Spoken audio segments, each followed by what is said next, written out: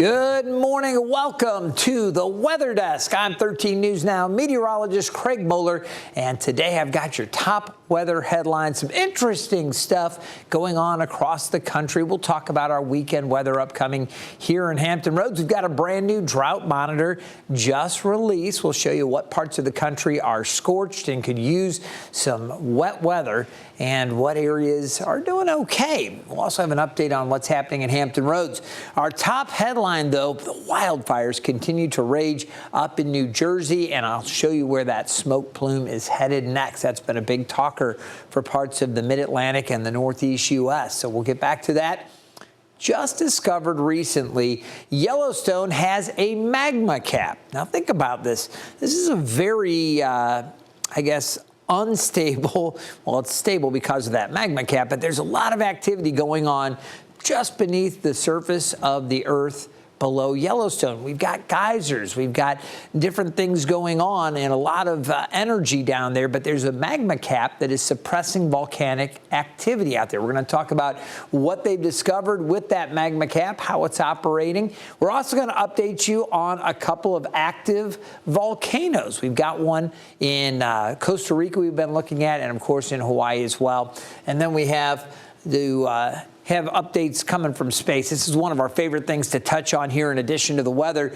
They are preparing for long journeys in space. We're talking about a team of scientists that are working on developing ways to sustain space travel, talking about growing your own foods and pharmaceuticals, things like that in space. Well, they're launching some experiments that are going to hopefully take some steps in that direction. You can't pack years worth of food. You've got to grow it kind of along the way. So really interesting stuff there. And how about this? The Hubble telescope celebrating 35 years, and there are 4 new images we're going to share with you a little later in the show. Let's start off talking about those New Jersey wildfires. And as we head up to the Jersey shore, you can see just inland a little bit, we have the fires. And this is, again, the big concern this morning. Firefighters in New Jersey are still doing their best to try to contain this massive wildfire.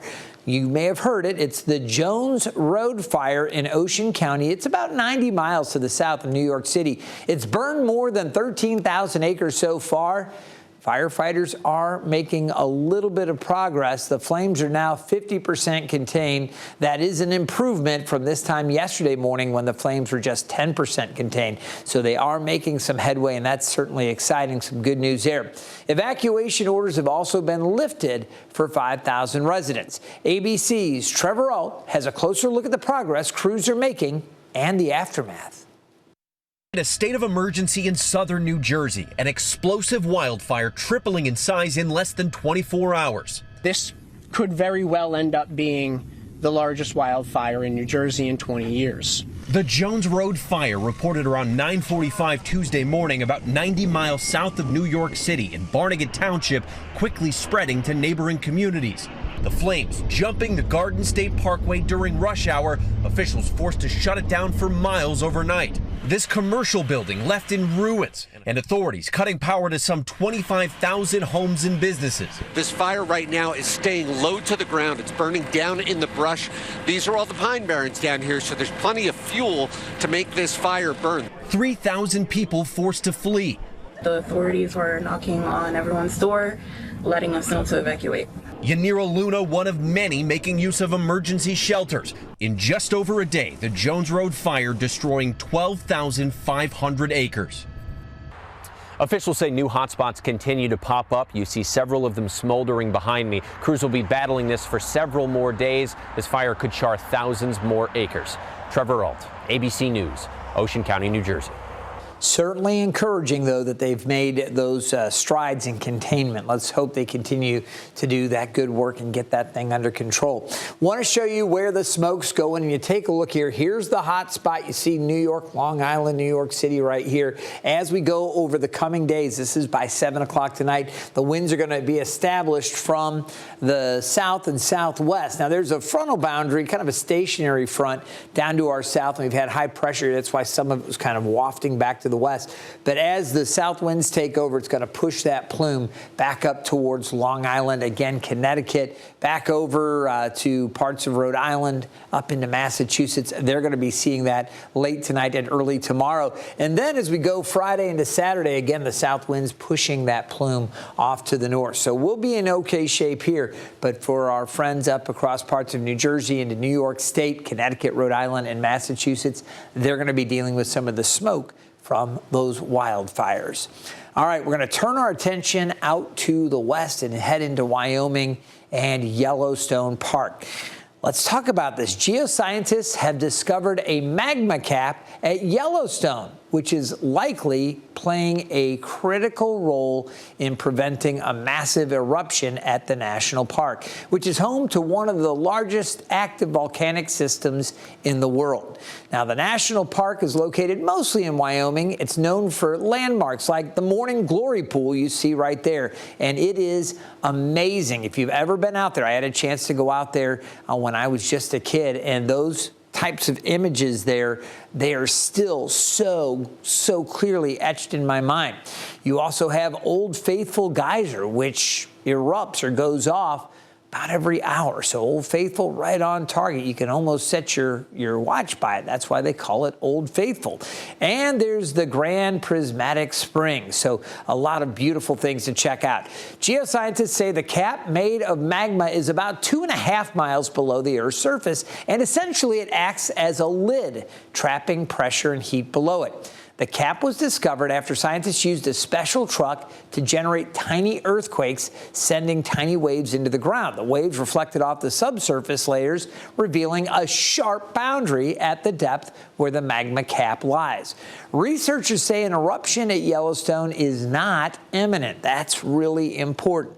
The magma reservoir is actively releasing gas through a porous cap, and that remains stable. So you think about this, it's almost like the way this cap's set up, the ground can almost breathe. It's almost like a healthy, steady release. And again, they're not worried that a volcanic eruption is imminent there. So great news. Now, while Yellowstone remains stable, scientists out in Hawaii and Costa Rica are closely monitoring 2 volcanoes, which both reported episodes this week. Let's show you. Again, Mount Kilauea in Hawaii has been erupting on and off now for months. Tuesday marked the 18th episode for the volcanoes since late December. Scientists say both vents I should say, on both the north and south sides shot lava into the air. It's been gorgeous as you take a look at some of these images. That kind of fountain of lava lasted for several hours. In Costa Rica, Mount Poas, which is about an hour north of San Jose, has been showing an increase in activity.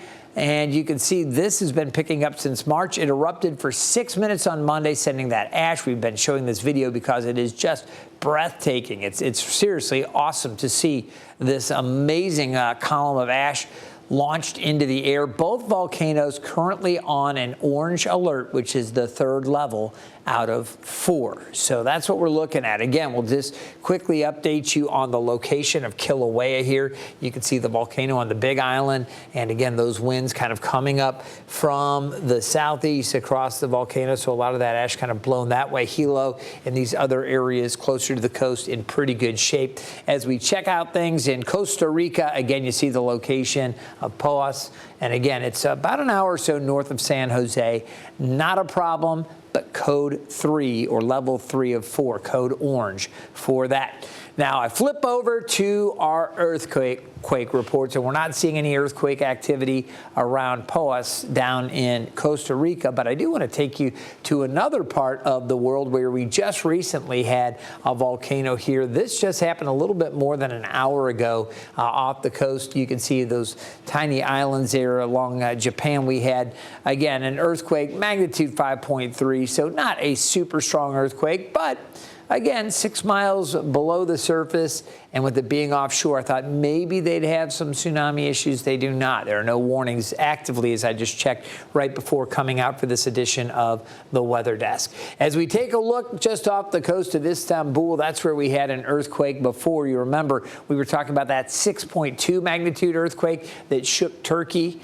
And again, that was located just off the coast there, just south and southeast of Istanbul. Well, there have been several powerful aftershocks reported. We talked about that yesterday, but it is now prompting many residents to sleep outside where there haven't been any reports of damage or injuries. Many are just fearful that another quake or aftershock could cause more significant damage. And again, they're just not wanting to take any chances. Certainly understandable.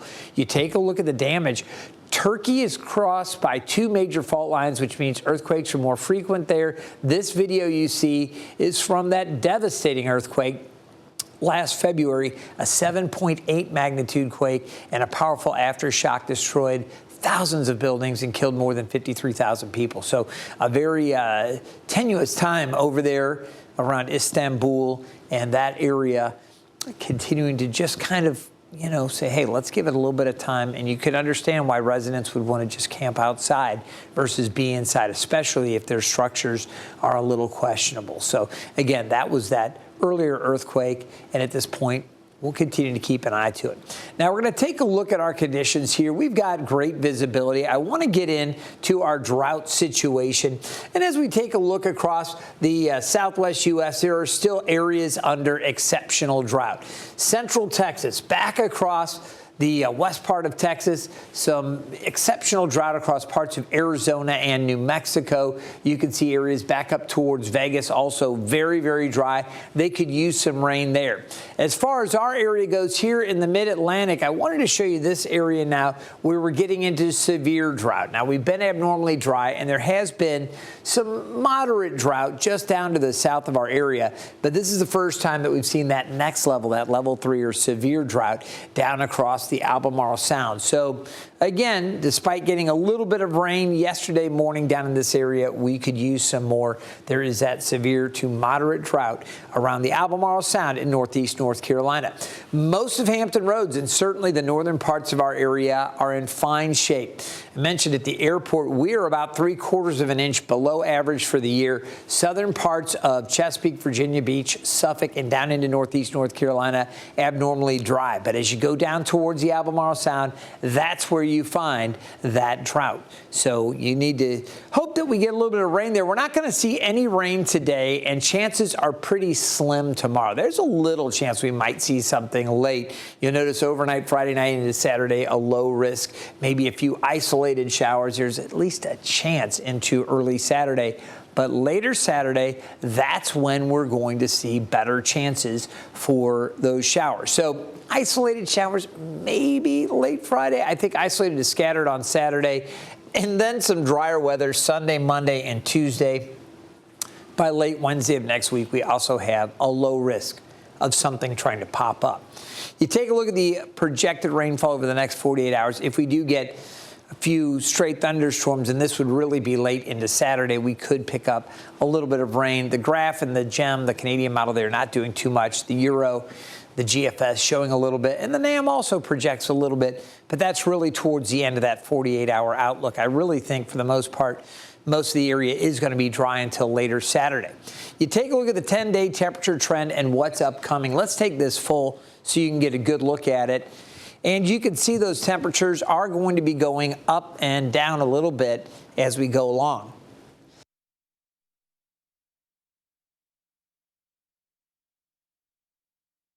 As we look ahead to Sunday, a bit of a cool down. That's because a cold front's coming through Saturday. That Saturday cold front will likely trigger a few showers or storms, but it does set us back with our temperatures on Sunday. By Monday, we're back to 72, and then another warm up back into the 80s Tuesday and Wednesday. A little bit of a break on Thursday, but staying above average and then getting warmer by Friday, back up to 84. Now, we'll take a look at the outlook, 8 to 14 days. we should be maybe a little bit wetter than average here in the mid-Atlantic, and the southern tier of the United States also seeing wetter than normal conditions potentially. Looks like it'll be a little drier than normal for that first week of May, north central U.S. and out along the California coast. As we take a look at temperatures, I suspect will be slightly above normal here in the mid-Atlantic. You can see temperatures pretty close to average for the Mississippi River Valley, certainly the lower Mississippi Valley and the Ohio River Valley, as well as much of the Great Lakes. A little cooler than average, maybe down across Texas. But the rest of the U.S., really the northwest half of the United States, expected to be above normal. So that's what we're looking at as far as 8 to 14-day temperature outlook. That carries you through that first week of May. All right, we're going to turn our attention to the heavens. You see the telescope set up there, and that gets you thinking about space exploration. Scientists are now exploring how to spend long periods of time in space without having to pack a ton of supplies. When traveling to Mars, every pound, every kilogram counts, and the journey can take years. Scientists say the answer could be growing your own food, fuel, and even pharmaceuticals while you're on the way to your destination. A mission to test out this project launched this week when scientists launched a handful of cultivated cells in a bioreactor. So this project is about how we can produce the food we need if we want to travel in space, if we want to colonize other planets. It's really difficult to bring everything we need from Earth. Just think that an astronaut consumes between half a kilo and 1.5 kilograms of food per day, and every kilogram we ship to space can be $20,000 US dollars. So imagine every meal can be something like $10,000. So what if we just make the food we need in space instead of bringing it from Earth? It's just a vessel, a fermenter, where cells grow. It's the same when we brew beer or wine. We have a vessel, and that's where the organisms can breathe and grow. So they look like the one I have behind me. So this is a bioreactor. They're actually growing cells of yeast that are producing a particular vitamin precursor. And they can be collected, extracted, and consumed. So for space, this is very difficult to bring. So we need to rethink how this bioreactor may look like. It's really incredible. You think about it, and then think about the importance of growing that food. You can't have a bad crop when that is the food that you take into space. You got to have that. So very interesting. Now, scientists hope the cells will be able to grow into everything from biodiesel and dairy products to vitamins, maybe even vanilla ice cream. We'll see. Very cool, and we'll continue to follow that story and let you know how things go with this experiment. Well, today, NASA is celebrating 35 years of the Hubble Space Telescope. The 24,000-pound observatory lofted into low Earth orbit on this day back in 1990, opening a new window to the universe. Now, it's captured hundreds of thousands of high-resolution images of our galaxy. In celebration of this milestone, NASA released brand new pictures captured by the telescope. Check it out, all right? The upper left is a picture of Mars. The upper right is a picture of the planetary nebula. The lower left is a small portion of the Rosetta Nebula. And the lower right is a barred spiral galaxy. It is so cool to see those images, and doesn't matter. Every time they release new Hubble images, I just want to stop and stare. Really, really neat. Well, back here on Earth, the Norfolk Tides are getting ready to take on the Memphis Redbirds. That's the St. Louis affiliate. So we've got the Orioles AAA team and the St. Louis Cardinals AAA team going Harbor Park at noon. And with the game today, here's what you can expect if you're headed out to the ballpark. Skies are going to be partly to mostly sunny. We're going to see temperatures starting off low 70s around the first pitch. And then as the day wears on, we'll be in the mid 70s. What a great day out at the ballpark. It is going to be an absolute beauty. as we go tomorrow and into the next day. Some changes coming. So if you can get out there maybe to Harbor Park and check out the redbirds and the tides, I think you'll have a great time out there. All right, something I'm really excited about. We were talking a little bit about this on Daybreak this morning and on After Daybreak. I have finally got Hunter Forst and Marta Berglund and Eugene Daniels, our crew from Daybreak, to come out and take to the pickleball courts. We're going to have some fun. They all have some ability. I don't think they've played a ton of pickleball, but they have tennis backgrounds, and they're all pretty athletic. So we're going to get out there this afternoon at Pickleball Virginia Beach around 4 o'clock and have a lot of fun out there playing. The weather, wherever you're playing, if you've got plans to get out and enjoy some pickleball somewhere around Hampton Roads, look at this light east and northeast winds, 5 to 10 miles per hour. So no problem with your drop shots, your resets, or your drives. You'll be fine. You can lob the ball deep to the opposite side, and you don't have to worry about the winds blowing it way off the court. You've got temperatures this morning. They've been cool down into the lower 60s. Midday around 72 and afternoon temperatures near 74. I have been stressing to my counterparts, they got to put on the sunscreen. The UV index today is high. We'll talk more about that. Now, high temperatures over the past week. Again, we had a pretty warm one as we went the end of last week, over the weekend, and early this week. We were cooler yesterday, and that high of 72, that actually came just after midnight. So that's a little misleading. While we were close officially to the high that is normal for this time of year, afternoon temperatures yesterday were in the upper 60s. So today it'll be warmer. We did pick up 0.6 inches of rain, and for the year, we're about 3/4 of an inch below average. As I mentioned, most of Hampton Roads isn't in bad shape, but northeast North Carolina, around the Albemarle Sound, there is a moderate to severe drought now down around the Sound. They could use a little more rain in northeast North Carolina. So what's next? Well, we've got a little warming trend coming up as we head over the next few days. We're going to find temperatures today back up into the mid-70s and then close to 80 tomorrow, low 80s on Saturday. We also have a storm threat on Saturday, and I don't think it's going to be a total washout. I do think there will be opportunities for stray showers and storms coming up Saturday. Temperatures are going to head back into the 80s next week, so that warm weather will continue. Here's a look at our Thompson Creek Window Company sky view. Skies are mostly sunny. You see Norfolk off in the distance, Harbor Park just around the corner over there, but you can see it is going to be a beautiful day for Tides baseball as they host those Memphis Redbirds. Right now it's 63 at the airport. Winds are east-northeast at 8 miles per hour, and we do have a little bit of cloud cover out there, but it's really a pleasant morning.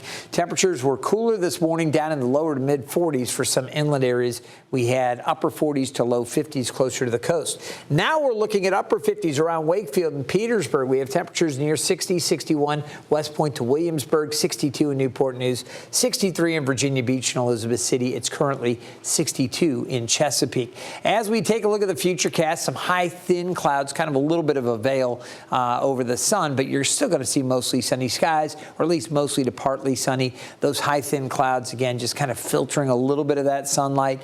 As we go through the overnight and into tomorrow, still looking really good. Tomorrow will be warmer with highs getting into the upper 70s and low 80s. Don't think we'll see much precipitation, but you see a few little showers kind of popping up. There might be a little heavier downpour here or there.